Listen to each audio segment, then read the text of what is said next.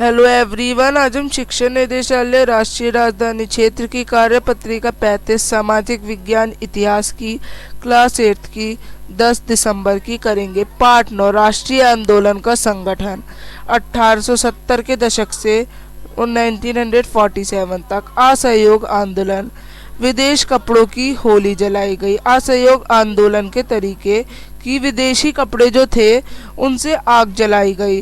विद्यार्थियों द्वारा जो सरकारी स्कूल्स थे जो कि विदेशी सरकार के अंडर में आते थे उनका बहिष्कार किया गया। जो विधानमंडल थे उनका बहिष्कार हुआ। अंग्रेजी द्वारा दी गई जो उपाधियां थी वो लोगों ने वापस की, जो पोस्ट थी। वकीलों ने भी वकालत करना, ऑर्डर देना सब छोड़ दिया। ये सब थे आंदोलन के तरीके। अब अपने अपने अर्थ थे। गांधी जी ने आह्वान का समाज के विभिन्न वर्गों और समूह के हिसाब से अर्थ निकाला कि जो खेड़ा गुजरात में पाटीदार किसान थे उन्होंने अंग्रेजों द्वारा थोपे गए भारी लगान के खिलाफ एक आंदोलन चलाया, वो अहिंसकता, नॉन वायलेंस। तटीय आंध्र प्रदेश और तमिलनाडु के भीतरी भागों में शराब की दुकानों में घेराबंदी की गई। आंध्र प्रदेश के गुंटूर जिले में आदिवासी और गरीब किसानों ने भी बहुत सारे वन सत्याग्रह किए। उन्होंने यकीन था कि गांधी जी उन पर लगे जो कर है, जो टैक्स है, उनको कम करा देंगे और वन कानून को भी खत्म करेंगे। सिंध जो आज पाकिस्तान में, उसमें मुस्लिम व्यापारी और किसान खिलाफत के आह्वान पर उत्साहित थे। बंगाल में खिलाफत असहयोग आंदोलन के गठबंधन ने जबरदस्त सांप्रदायिक एकता को जन्म दिया। पंजाब में सिखों के अकाली आंदोलन ने अंग्रेजों की सहायता से गुरुद्वारे में जमे बैठे भ्रष्ट महंतों को हटाने के लिए आंदोलन चलाया। वहीं असम में चाय बागान मजदूरों ने गांधी महाराज की जय के नारे लगाते हुए अपनी तनख्वाह के खिलाफ इजाफे की मांग शुरू कर दी कि उनकी तनख्वाह बढ़े। किसानों को लगता था कि गांधी जी जमींदार के खिलाफ उनके संघर्ष में मदद करेंगे, तो खेतिहर मजदूरों को भी लगता था कि गांधी जी उन्हें जमीन दिलवा देंगे आदि। ये बहुत से ऐसे अपने अपने अर्थ लोगों ने निकाले अलग अलग राज्यों में।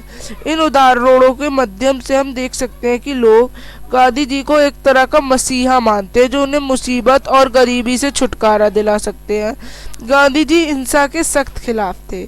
इस कारण जब एक भीड़ में 1922 में उत्तर प्रदेश के चौरी चौरा पुलिस थाने पर हमला कर उसे जलाया, जिसमें 22 पुलिस वाले मारे गए, तो गांधी जी ने असहयोग से आंदोलन खत्म कर दिया। अब पहला प्रश्न, असहयोग आंदोलन से आप क्या समझते हैं?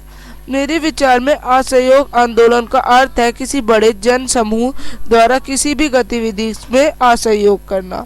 असहयोग आंदोलन में किन विधियों का प्रयोग किया गया? उन्होंने ब्रिटिश सरकार द्वारा दी गई प्रदान की गई टाइलें वापस कर दी, पोस्ट वापस कर दी। भारतीयों ने ब्रिटिश सरकार द्वारा दी जाने वाली सभी सेवाओं जैसे सिविल विविल जो पोस्ट थी सब लौटाई।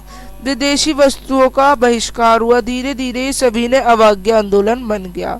तीसरा, विभिन्न वर्गों और समूह ने अपने अपने ढंग से गांधी जी के आह्वान की व्याख्या की। उदाहरण अगर आप देखें तो सही कथन की पुष्टि करें। तो असहयोग आंदोलन के दौरान महात्मा गांधी द्वारा दिए गए असहयोग और स्वराज के आह्वान पर विभिन्न प्रकार के सामाजिक समूहों ने प्रतिक्रिया दी। ग्रामीण क्षेत्रों में असहयोग के विचार की व्याख्या जमींदारों और तलुकदारों के खिलाफ लड़ाई के रूप में की गई, जिन्होंने किसानों पर बहुत अधिक लगान और अन्य मामले लगाए। अब आप लोगों का आखिरी प्रश्न है चौथा, गांधी जी ने असहयोग आंदोलन को क्यों बंद कर दिया?